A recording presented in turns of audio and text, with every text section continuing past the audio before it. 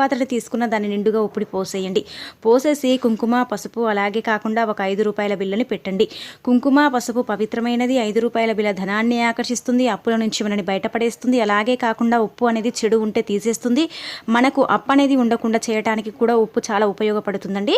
కాబట్టి ఇలా చేసేసి మీరు ఏంటంటే కనుక ఆ పాత్ర అంటే మట్టి పాత్ర కానీ గాజు బౌల్ కానీ ఏదైనా పర్వాలేదు, మీరు ఏది తీసుకున్నా ఇలా నిండుగా ఉప్పుని పోసేసి కుంకుమ పసుపుని పోసేసి 5 రూపాయల బిళ్ళని పెట్టేసి చక్కగా సంకల్పం చెప్పుకోండి. ఇష్టదైవంతో లేదంటే కులదైవం ఉంటారు కదా, అలాంటి వాళ్ళకైనా సరే, మన ఇష్టదైవం కానీ కులదేవత కానీ మన ఇంటి దేవత ఎవరైనా పర్వాలేదు, సంకల్పం చెప్పుకోండి. అమ్మ అవసరం కోసం ఈ పరిహారం చేస్తున్నాము, మాకు ఈ అప్పు అనేది తీరిపోయేలాగా చూడు తల్లి, మాకు చల్లని చూపు నీపై ఉండేలాగా చెయ్యి, మా అప్పు అనేది ఉండకుండా చూడు అనేసి మనం చక్కగా ఏంటంటే సంకల్పం చెప్పేసుకొని ఆ ఉప్పు పాత్రని వంటగదిలో కానీ లేదంటే పూజ గదిలో కానీ పెట్టుకోవాలి. ఈ 2 చోట్ల మాత్రమే పెట్టాలండి, మిగతా చోట పెట్టుకోకూడదా అండి అని మీకు సందేహం రావచ్చు.